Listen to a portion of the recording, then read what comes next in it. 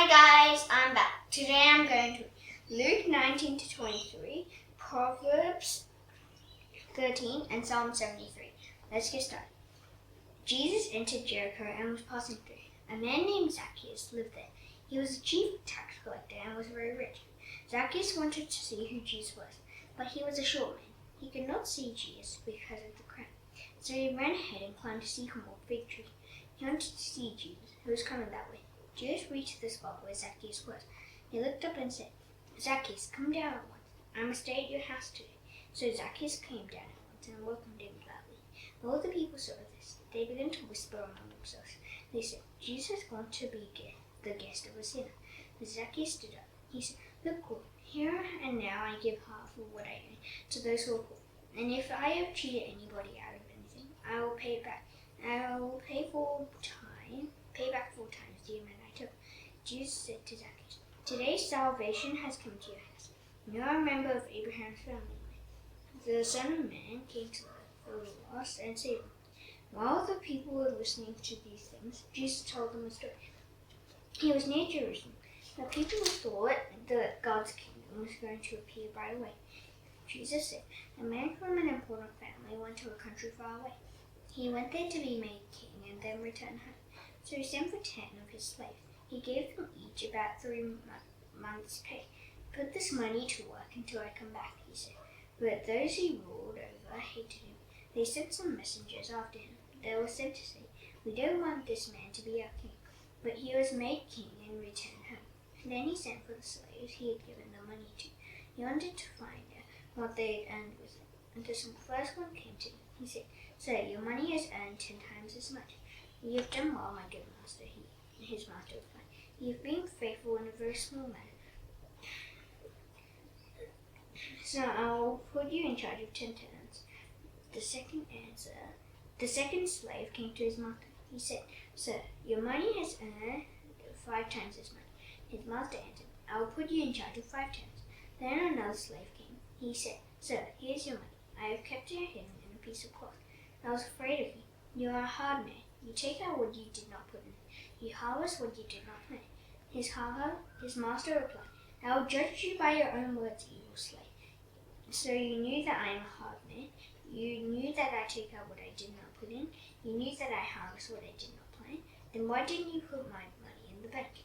When I came back, I would have collected it with interest." Then he said to those standing by, "Take his money away from him. Give it to the one who has 10 times as much." "Sir," they said, "he already has 10 times as much." He replied, "I tell you that everyone who has will be given more. But here's what will happen to anyone who has nothing. Even what they have will be taken away from them. And what about my enemies who do not want me to be king over them? Bring them here. Kill them in front of me." After Jesus had said this, he went on ahead. He was going up to Jerusalem. He approached Bethphage and Bethany. The hill there was called the Mount of Olives. Jesus sent out 2 of his disciples. He said to them, "Go to the village ahead of you. As soon as you get there, you'll find a donkey colt tied up. No one has ever ridden it. Untie it and bring it here." Someone may ask you, "Why are you untying it?" If so, say, "The Lord needs it." Those who were sent ahead went and found the young donkey. It was there just as Jesus had told them. They were untying the colt when its owners came. The owners asked them, "Why are you untying the colt?" They replied, "The Lord needs it." Then the disciples brought the colt to Jesus. They threw their coats on the young donkey and put Jesus on it. As he went along, the people spread their coats on the road. Jesus came near the place where the road goes down the Mount of Olives. There the whole crowd of disciples began to praise God with joy. In loud voices they praised him for all miracles they had seen. They shouted, "Blessed is the King who comes in the name of the Lord. May there be peace and glory in the highest heaven." Some of the Pharisees in the crowd spoke to Jesus. "Teacher," they said, "tell your disciples to stop." "I tell you," he replied, "if they keep quiet, the stones will cry out." He approached Jerusalem. When he saw the city, he began to weep. He said, "I wish you had known today what would bring you peace, but now it is hidden from your eyes. The days will come when your enemies will arrive. They will build a wall up against your city. They will surround you and close you in on every side. You didn't recognize the time when God came to you, so your enemies will smash you to the ground. They will destroy you and all the people inside your walls. They will not leave one stone on top of another. Then Jesus entered the temple courtyard. He began to drive out those who were selling there. He told them, "It is written that the Lord said, His house will be a house where people can pray, but you've made it a den for robbers." Every day, Jesus was teaching at the temple, but the chief priests and the teachers of the law were trying to kill him. So were the leaders among the people, but they couldn't find any way to do it. All the people were paying close attention to his words. Chapter 20. One day, Jesus was teaching the people in the temple courtyard. He was announcing the good news to the chief priests and the teachers of the law. Came up to him. The elders came with him. "Tell us by what the authority you are doing these things," they said. "Who gave you this authority?" Jesus replied, "I'll also ask you a question. Tell me, was John's baptism from heaven, or did it come from people?" They talked to one another about it. They said, "If we say from heaven, he will ask, why didn't you believe him? But if we say from people, all the people will throw stones at us and kill us." They believed that John was a prophet, so they answered Jesus, "We don't know where John's baptism came from." Jesus said, "Then I won't tell you by what authority I am doing these things either." Jesus went on to tell the people a story. A man rented a vineyard, he said. He rented it out. A man planted a vineyard, he said. He rented it out to some farmers. Then he went away for a long time. At harvest time, he sent a slave to the renters. They were supposed to give him some of the fruit of the vineyard, but the renters beat the slave. Then they sent him away with nothing. So the man sent another slave. They beat that one and treated him badly. They also sent him away with nothing. The man sent a third slave. The renters grew to him and threw him out. Then the owner of the vineyard said, "What should I do? I have a son, and I love him. I will send him. Maybe they will respect him." But when the renters saw the son, they talked the matter over. "This is the one who will receive all the owner's property someday," they said. "Let's kill him. Then everything will be ours." So they threw him out of the vineyard, and they killed him. What will the owner of the vineyard do to the renters? He'll come and kill them. He'll give the vineyard to others. When the people heard this, they said, "We hope this never happens." Jesus looked right at them and said, "Here's something. I want you to explain the meaning of it. It is written, 'The stone the Lord didn't accept has become the most important stone of all. Everyone who falls on that stone will be broken to pieces, but the stone will crush anyone who falls on it.'" The teachers of the law and the chief priests looked for a way to arrest Jesus at once. They knew he had told that story against them, but they were afraid of the people. The religious leaders sent spies to keep a close watch on Jesus. The spies pretended to be sincere. They hoped they could trap Jesus with something he would say. Then they could hand him over to the power and authority of the government. So the spies questioned Jesus. "Teacher," they said, "we know that you speak and teach what is right. We know you don't favor one person over another. You teach the way of God truthfully. Is it right for us to pay taxes to Caesar or not?" Jesus saw that they were trying to trick him, so he said to them, "Show me a silver coin. Whose pictures and words are on it?" "Caesar's," they replied. He said to them, "Then give back to Caesar what belongs to Caesar, and give back to God what belongs to God." They were not able to trap him with what he had said there in front of all of the people. Amazed by his answer, they became silent. The Sadducees do not believe that people rise from the dead. Some of them came to Jesus with a question. "Teacher," they said, "Moses wrote for us about a man's brother who dies. Suppose the brother leaves a wife but has no children. Then the man must marry the widow. He must provide children to carry on his dead brother's name." There were 7 brothers. The first one married a woman. He died without leaving any children. The second one married her, and then the third one married her. One after another, the 7 brothers married her. They all died. None left any children. Finally, the woman died. Now then, when the dead rise, whose wife will she be? All 7 brothers were married to her. Jesus replied, "People in this world get married, and their parents give them to be married. But it will not be like that when the dead rise. Those who are considered worthy to take part in the world born to come won't get married, and their parents won't give them to be married again. They can't die anymore. They are like the angels. They are like God's children. They will be given a new form of life when the dead rise. Remember the story of Moses and the burning bush. Even Moses showed that the dead rise. The Lord said to him, I am the God of Abraham. I am the God of Isaac. And I am the God of Jacob. He is not the God of the dead. He is the God of the living. In his eyes, everyone is alive. Some of the teachers of the law replied, You have spoken well, teacher. And no one dared to ask him any more questions.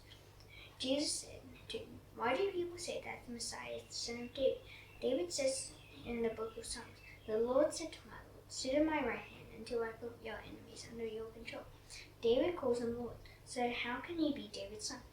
All the people were listening. Jesus said to his disciples, Watch out for the teachers of the law. They like to walk around in long robes. They love to be greeted with respect in the market. They love to have the most important seats in the synagogue. They love to have the places of honor at banquets. They take over the houses of widows. They say long prayers to show off. God will punish these men very much. Chapter 21. As Jesus looked up, he saw rich people putting their gifts into the temple offering boxes. He also saw a poor widow putting 2 very small copper coins. What I'm about to tell you is true, Jesus said. The poor widow has put in more than all the others. All these other people gave a lot because they are rich. Even though she is poor, she put in everything. She had nothing left to live on. Some of Jesus' disciples were talking about the temple. They spoke about how it was decorated with beautiful stones and with gifts that honored God.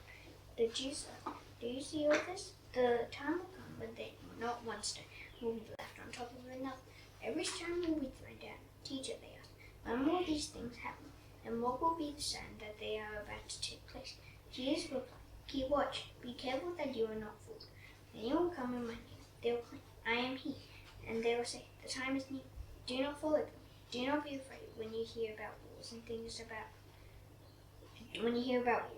about fighting against wars. Those things must happen first, but the end will not come right away. Then Jesus said to them, Nation will fight against nation.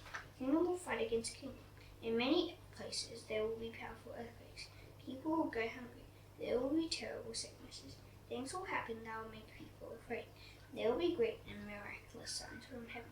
But before all this, people will arrest you and treat you badly. They will hand you over to synagogues and put you in prison. You will be brought to kings and governors. All this will happen to you because of my name. And so you will be witnesses about me. But make up your mind not to worry ahead of time about how to stand up for yourselves. I will give you words of wisdom. None of your enemies will be able to withstand or prove them wrong. Even your parents, brothers, sisters, relatives, and friends will hand you over to the authorities. The authorities will put some of you to death. Everyone will hate you because of me. But not a hair on your head will be harmed. Remain strong in the faith, and you will receive eternal life. The time is coming when you will see armies surround Jerusalem. Then you will know that it will soon be destroyed. Those who are in Judea should then escape to the mountains. Those in the city should get out. Those in the country should not enter the city. This is the time when God will punish Jerusalem. Everything will come true, just as it has been written. How awful it will be in those days for pregnant women. How awful for nursing mothers. There will be terrible suffering in the land. There will be great anger against those people. Some will be killed by the sword. Others will be taken as prisoners to all the nations. Jerusalem will be taken over by Gentiles until the time of the Gentiles comes to an end. There will be signs in the sun, moon, and stars. The nations of the earth will be in terrible pain. They will be puzzled by the roaring and tossing of the sea. Terror will make people faint. They will be worried about what is happening in the world. The sun, moon, and stars will be shaken from their places. At that time, people will see the Son of Man coming in a cloud. He will come with power and great glory. When these things begin to take place, stand up, hold your head up with joy and hope. The time when you will be set free will be very close. Jesus told them a story. Look at the fig tree and all the trees, he said. When you see leaves appear on the branches, you know that summer is near. In the same way, you will see these things happening. You will know that God's kingdom is near. What I'm about to tell you is true. The people living now will certainly not pass away until all these things have happened. Heaven and earth will pass away, but my words will never pass away. Be careful. If you don't, your hearts will be loaded down with wasteful living, drunkenness, and the worries of life. Then the day of the Son of Man return will close on you like a trap. It will happen suddenly. That day will come on every person who lives on the whole earth. Always keep watching. Pray that you will be able to escape all that is about to happen. First I pray that you will not be judged guilty when the Son of Man comes. Each day Jesus taught at the temple, and each evening he went to spend the night on the hill called the Mount of Olives. All the people came to the temple early in the morning. They wanted to hear Jesus speak. Chapter 22. The feast of unleavened bread, called the Passover, was near. The chief priests and the teachers of the law were looking for a way to get rid of Jesus. They were afraid of the people. Then Satan entered Judas, who was called Iscariot. Judas was one of the 12 disciples. He went to the chief priests and the officers of the temple guard. He talked with them about how he could hand Jesus over to them. They were delighted and agreed to give him money. Judas accepted their offer. He watched for the right time to hand Jesus over to them. He wanted to do it when no crowd was around. Then the day of unleavened bread came. That was the time the Passover lamb had to be sacrificed. Jesus sent Peter and John on ahead. Go, he told them. Prepare for us to eat the Passover meal. Where do you want us to prepare for it? They asked. Jesus replied, when you enter the city, a man carrying a jar of water will meet you. Follow him to the house he enters. Then say to the owner of the house, the teacher asks, where's the guest room? Where can I eat the Passover meal with my disciples? He will show you a large upstairs room with furniture already in it. Prepare for us to eat there. Peter and John left. They found things just as Jesus had told them, so they prepared the Passover meal. When the hour came, Jesus and his apostles took their place at the table. He said to them, I really look forward to eating this Passover meal with you. I want to do this before I suffer. I tell you, I will not eat the Passover meal again until it is celebrated in God's kingdom. After Jesus took the cup, he gave thanks. He said, take this cup and share it among yourselves. I tell you, I will not drink wine with you again until God's kingdom comes. Then Jesus took bread. He gave thanks and broke it. He handed it to them and said, this is my body. It is given to you for you. Every time you eat it, do this in memory for me. Of me. In the same way, after the supper, he took the cup. He said, this cup is the new covenant in my blood. It is poured out for you. But someone here is going to hand me over to my enemies. His hand is with mine on the table. The Son of Man will go to his death, just as God has already decided. But I'll tell you if it will be for the one who hands him over. The apostles began to ask one another about this. They wondered which one of them would do it. They also started to argue. They disagreed about which of them was thought to be the most important person. Jesus said to them, the kings of the Gentiles hold power over their people, and those who order them around call themselves protectors. But you must not be like that. Instead, the most important among you should be like the youngest. The one who rules should be like the one who serves. Who is more important? Is it the one at the table or the one who serves? Isn't it the table, the one who is at the table? But I am among you as the one who serves. You have stood by me during my troubles, and I give you a kingdom, just as my Father gave me a kingdom. Then you will eat and drink at my table in my kingdom, and you will sit on thrones judging the 12 tribes of Israel. Simon, Simon, Satan has asked to sift all of you disciples like wheat, but I have prayed for you, Simon, and I have prayed that your faith will not fail. When you have turned back, help your brothers to be strong. But Simon replied, Lord, I am ready to go with you to prison and to death. Jesus answered, I tell you, Peter, you will say 3 times that you don't know me, and you will do it before the rooster crows today. Then Jesus asked the disciples, did you need anything when I sent you without a purse, bag, or sandals? Nothing, they answered. He said to them, but now if you have a purse, take it. Also take a bag. If you don't have a sword, sell your coat and buy one. It is written, he was counted among those who had committed crimes. I tell you that what is written about me must come true. Yes, it is already come true. The disciples said, see, Lord, here are 2 swords. 2 swords are enough, he replied. Jesus went out as usual to the Mount of Olives. His disciples followed him. When they reached the place, Jesus spoke, pray that you won't fall into sin when you are tempted, he said to him. Then he went a short distance away from them. There he got down on his knees and prayed. He said, Father, if you are willing, take this cup of suffering away from me, but do what you want, not what I want. An angel from heaven appeared to Jesus and gave him strength. But because he was very sad and troubled, he prayed even harder. His sweat was like drops of blood falling to the ground. After that, he got up from prayer and went back to the disciples. He found them sleeping. They were worn out because they were very sad. Why are you sleeping? He asked them. Get up, pray that you won't fall into sin when you are tempted. While Jesus was still speaking, a crowd came up. The man named Jesus was leaving them. He was one of the 12 disciples. Jesus approached Jesus to kiss him, but Jesus asked Jesus, "Why are you handing over the Son of Man with a kiss?" Jesus' followers saw what was going to happen, so they said, "Look, should we use our swords against them?" One of them struck the slave of the high priest and cut off his right ear. But Jesus answered, "Stop this." And he touched the man's ear and healed him. Then Jesus spoke to the chief priests, the officers of the temple guard, and the elders. They had all come for him. "Am I leading a band of armed men against you?" he asked. "Do you have to come with swords and clubs?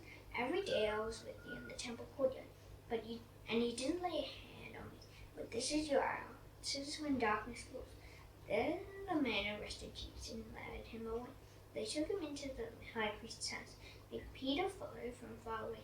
Some people there started a fire in the middle of the courtyard. Then they sat down together. Peter sat down with them. A female servant saw him sitting there in the firelight. She looked closely at him. Then she said, "This man was with Jesus." But Peter said he had not been with him. "Woman, I don't know him," he said.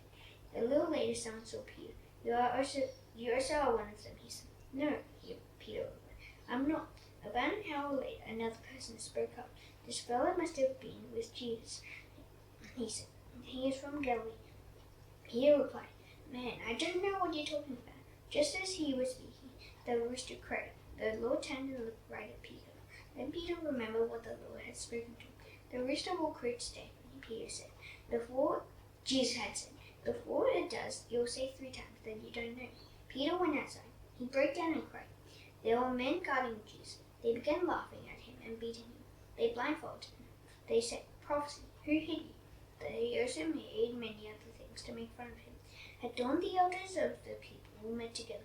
These included the chief priests and the teachers of the law.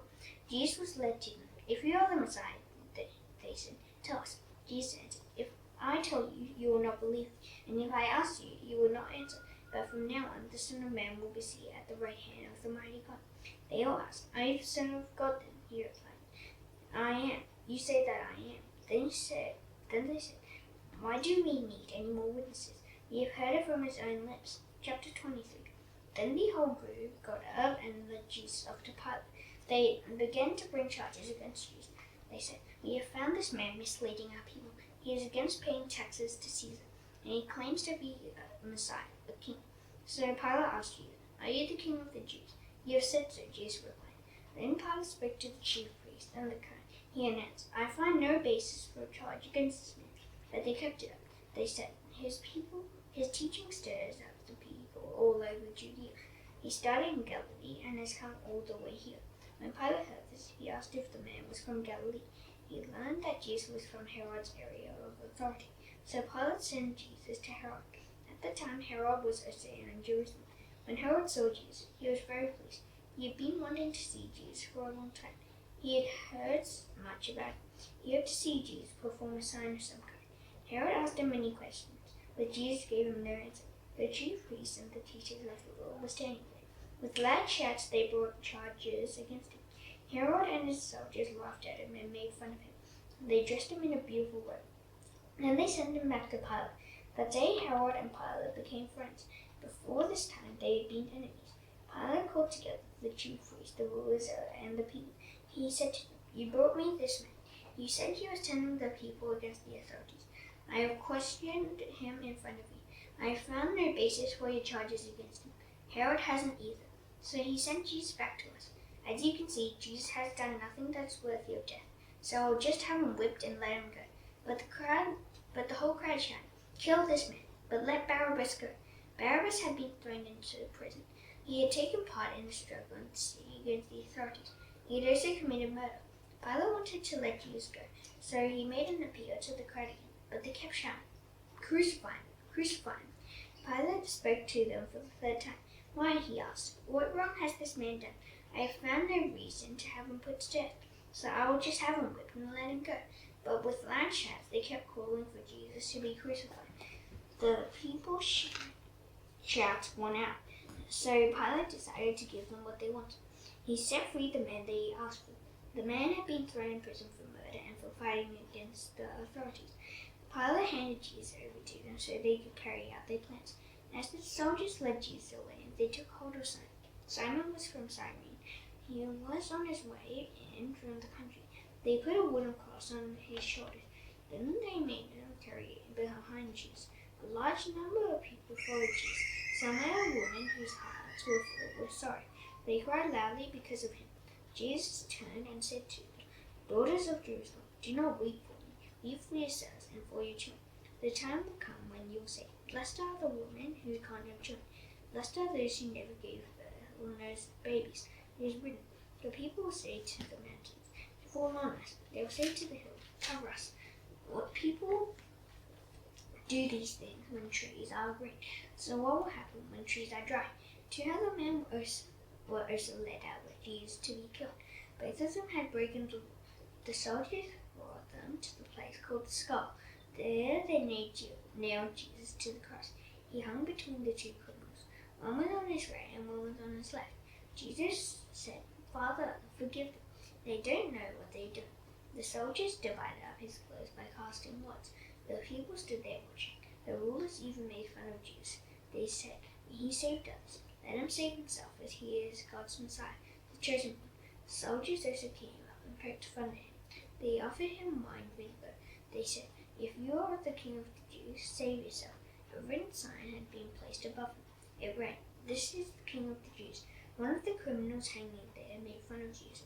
He said, "Aren't you the Messiah? Save yourself. Save us." But the other criminals scolded him. "Don't you have any respect for God?" He said, "Remember, you are under the same sentence of death. We are being punished fairly. We are getting just what our actions call for. But this man hasn't done anything wrong." Then he said, "Jesus, remember me when you come into your kingdom." Jesus said to him, "What I'm about to tell you is true. Today you will be with me in paradise." It was now about noon. Then darkness covered the whole land until 3 o'clock. The sun had stopped shining. The temple curtain was torn in two. Jesus called out in a loud voice, "Father, into your hands I commit my life." After he said this, he took his last breath. The Roman commander saw what had happened. He praised God and said, Jesus was surely a man who did what was right.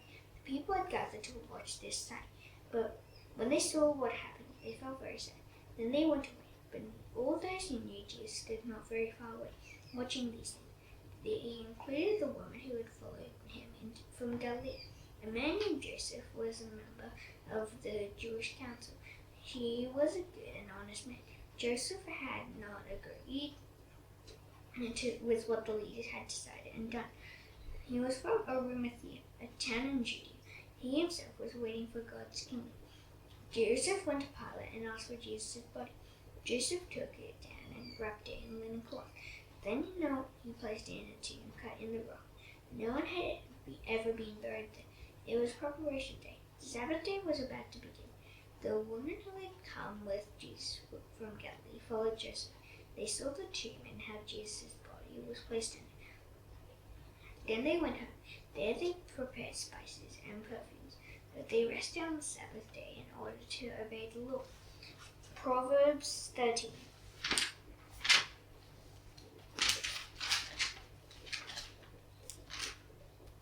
A wise son pays attention to what his father teaches him, but anyone who makes fun of others doesn't listen to warnings. The good things people say benefit them, but lies love to hurt others. Those who guard what they say guard their life, but those who speak without thinking will be destroyed. People refuse to work, want things, and get nothing, but the desires of people who work hard are completely satisfied. Those who do right hate what is false, but those who do wrong stink and bring shame on themselves. Doing right guards those who are honest, but evil destroys those who are simple. Some people pretend to be rich but have nothing. Others pretend to be poor but have great wealth. A person's riches might save their life, but a poor person is not able to do anything about danger. The lights of godly people shine brightly, but the lamps of sinners are blown out. When there is arguing, there is pride, but those who take advice are wise. Money gained in the wrong way disappears, but money gathered little by little grows. Hope that is put out makes one sick at heart, but a desire that is made is like a tree of life. Anyone who hates what they are told will pay for it later, but a person who respects a command will be rewarded. The teaching of wise people is like a fountain that gives life. It turns those who listen to it away from the jaws of death. The judgment wins favor, but the way of lies leads to their ruin. Wise people act with knowledge, but foolish people show how foolish they are. An evil messenger gets into trouble, but a trusted messenger brings healing. Those who turn away from their training become poor and ashamed, but those who accept warnings are honored. The desire that smells like something that tastes sweet, but foolish people hate to turn away from evil. Mortals, wise people become wise. The companion of foolish people suffers harm. Hard times chase those who are simple, but those who do right are rewarded with good things. A good person leaves what they own to their children and grandchildren, but a sinner's wealth is stored up for those who do right. An unplowed field produces food for poor people, but those who treat them badly destroy them. Those who don't correct their children hate them, but those who love them are careful to correct them. Those who do right eat until they fall, but the stomachs of those who do wrong go hungry. Psalm 73.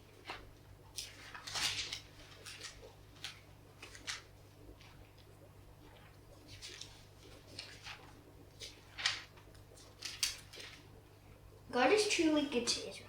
He is good to those who have pure hearts. But my feet had almost slipped. I had almost tripped and fallen. I saw that proud and sinful people were doing well, and I began to long for what they had. They don't have any troubles. Their bodies are healthy and strong. They don't have the problems most people have. They don't suffer as other people do.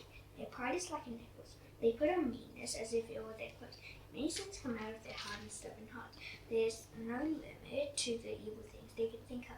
They laugh at others and speak words of hatred. They are proud. They warn others about the harm they can do them. They brag as if they are in heaven itself. They talk as if they control the other. So people listen to them. They lap up their words like water. They say, how would God know what we're doing? Does the Most High God know anything? Here's what simple people are like. They don't have a care in the world. They keep getting richer and richer. It seems as if I've kept my heart pure for no reason. It didn't do me any good to wash my hands, to show that I wasn't guilty of doing anything wrong. Day after day I've been in pain. God has punished me in a new way every morning. What if I had talked like that? Then I wouldn't have been faithful to God's children. I tried to understand it, but it was more than I could handle. It troubled me until I entered God's temple. Then I understood what will finally happen to bad people. But I'm sure you'll make them slip and fall. You'll throw them down and destroy them. It will happen very suddenly. A terrible death will take them away completely. A dream goes away when a person wakes up. Well, it'll be like that when you rise up. It will be as if people were only a dream. At one time my heart was sad and my spirit was bitter. I didn't have any sense. I didn't know anything. I acted like a wild animal toward you, but I am always with you. You hold me by my right hand. You give me wise advice to guide me, and when I die, you will take me away into the glory of heaven. I don't have anyone in heaven but you. I don't want anything on earth besides you. My body and my heart may grow weak. God, you give strength to my heart. You are everything I'll ever need. Those who don't want anything to do with you will die. You destroy all those who aren't faithful to you, but I am close to you, and that's good. Lord and King, I have made you my place of safety. I will talk about everything you have done. Now that's done, I shall now do the Lord's Prayer. Please bow your heads. Our Father in heaven, hallowed be your name.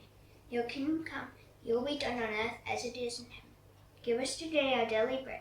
Forgive us our debts, as you also forgiven our debtors. Lead us not into temptation, but deliver us from the evil one. For yours is the kingdom, and the power, and the glory forever. Amen. See you tomorrow. Bye.